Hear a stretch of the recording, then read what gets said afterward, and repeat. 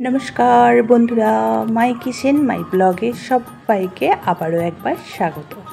আজকে কলমি শাকের একটি সম্পূর্ণ অন্যরকম নতুন একটি রেসিপি নিয়ে আপনাদের সামনে হাজির হয়ে গেলাম। কলমি শাক আপনারা অনেকে অনেক রকমভাবে বানিয়ে থাকেন। আজকে আমি সম্পূর্ণ অন্যরকমভাবে আজকের রেসিপিটি আপনাদের সঙ্গে শেয়ার করব। আর কলমি শাকটা তার জন্য একটু লম্বা লম্বা করে কেটে নিয়েছি। আর এই রেসিপিটি আজকে সম্পূর্ণ নিরামিষভাবে বানাচ্ছি। আসুন তাহলে শুরু করি আজকের রেসিপি। তার জন্য আমি এখানে নিয়েছি কিছুটা পরিমাণ বেগুন আর কিছুটা পরিমাণ কুমড়ো। আর এই রেসিপির জন্য একটি মশলা রেডি করে নেব। তার জন্য নিয়ে নিয়েছি হাফ চামচ মৌরি আর কয়েক টুকরো আদা। ওটা আমি শিলনোড়াতে একটা পেস্ট বানিয়ে রেখে দেবো। এদিকে গ্যাসের মধ্যে কড়া বসিয়ে দিয়ে দিয়েছি পরিমাণ মতন সর্ষের তেল। আজকে সম্পূর্ণ রেসিপিটি কিন্তু আমি সর্ষের তেলে বানাবো। প্রথমেই কয়েকটা ভেঙে রাখা বড়ি ভেজে লাল করে তুলে নিচ্ছি। আর আজকের এই কলমি শাকের রেসিপিতে এই বড়িটা দিয়েই বানাবো।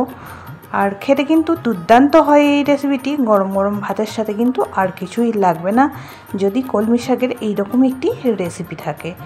বড়িগুলি ভেজে তুলে নেওয়ার পর অবশিষ্ট তেলটার মধ্যেই বাকি রান্নাটুকুনি করে নেব। তার জন্য এখানে ফোড়ন হিসাবে দিয়ে দিয়েছি একটা তেজপাতা ছোট ছোট টুকরো করে, আর একটা শুকনো লঙ্কা, আর তার সাথেই দিয়ে দিয়েছি কিছুটা পরিমাণ পাঁচফোড়ন। ফোড়নটি খুব ভালো করে ভেজে নেব। ফোড়ন থেকে যখন একটি মিষ্টি গন্ধ আসতে শুরু করবে তখন এখানে দিয়ে দিলাম ছোটো বাটির হাফ বাটি কলাইয়ের ডাল বা বিউলির ডাল, যেটাই বলে থাকেন। এখানে সেই ডাল দিয়ে আমি বানাচ্ছি। আপনারা চাইলে কিন্তু মুগ ডাল দিয়েও বানিয়ে নিতে পারবেন এই রেসিপিটি। ডালটা খুব সুন্দর করে ভেজে নেব। একটু লালচে হওয়া পর্যন্ত ডালটা ভেজে নিতে হবে।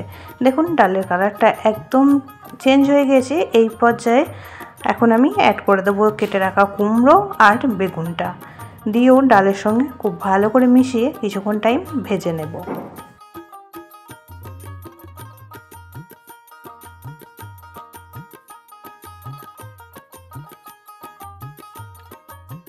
এখন দিয়ে দেব ছোট চামচের হাফ চামচ হলুদ গুঁড়ো, আর তার সাথেই দিয়ে দিচ্ছি স্বাদ অনুযায়ী লবণ। হলুদ আর লবণটা দিয়েও খুব ভালো করে নাড়াচাড়া করে একটু ভেজে নেব।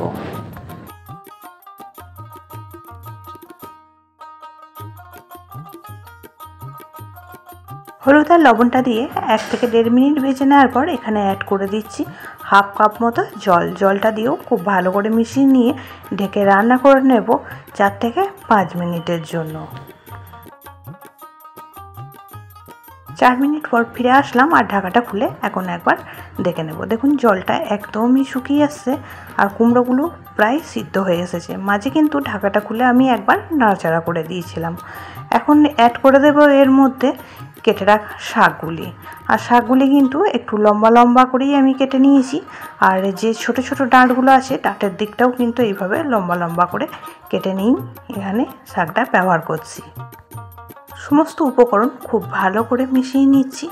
আর ভালো করে মিশিয়ে নিয়ে ঢাকা দিয়ে রান্না করে নেব আবারও 2 মিনিটের জন্য। এই রেসিপিটি এতটাই সুন্দর খেতে হয় গরম গরম ভাতের সাথে। প্রথম পাতে কিন্তু এই রেসিপি থাকলে একদমই জমে যাবে। আর কলমি শাক অনেকে অনেক রকমভাবেই বানিয়ে থাকেন।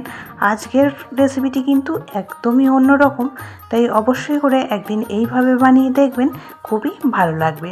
2 মিনিট পর ফিরে আসলাম আর শাকটা দেখুন খুবই নরম, অনেকটাই কম হয়ে গিয়েছে। খুব ভালো করে আবারও একবার মিশিয়ে নিলাম।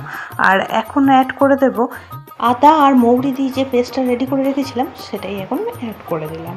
খুব ভালো করে আবারও নাড়াচাড়া করে মিশিয়ে নেব। বাটিটা দিয়ে সামান্য পরিমাণে একটু জলও অ্যাড করে দিলাম।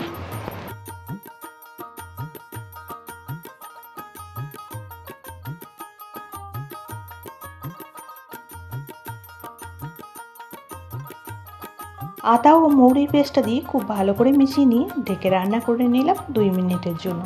এখন ঢাকাটা খুলে অ্যাড করে দেব খুব সামান্য পরিমাণ একটু চিনি। যে কোনো শাকে কিন্তু একটু মিষ্টি দিলে খেতে কিন্তু খুব ভালো লাগে। শাকের যে কষটা ভাবটা থাকে সেটা কিন্তু আর রান্না করার পর বোঝা যায় না।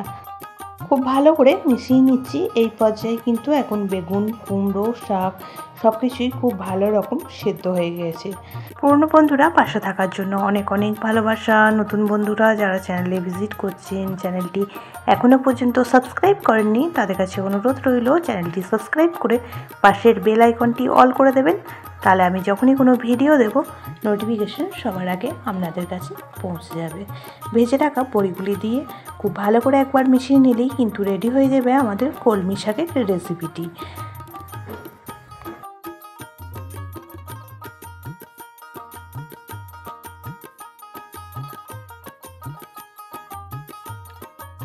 এখন গ্যাসের ফ্লেমটা অফ করে দেব আর একটা প্লেটে সার্ভ করে আপনাদের কাছে ফিরে আসলাম। আজকের রেসিপিটি কেমন লাগলো অবশ্যই কমেন্ট বক্সে জানাবেন। বেশি ভালো লেগে থাকলে বন্ধুবান্ধবীদের সঙ্গে একটা শেয়ার করে দেওয়ার অনুরোধ রইল।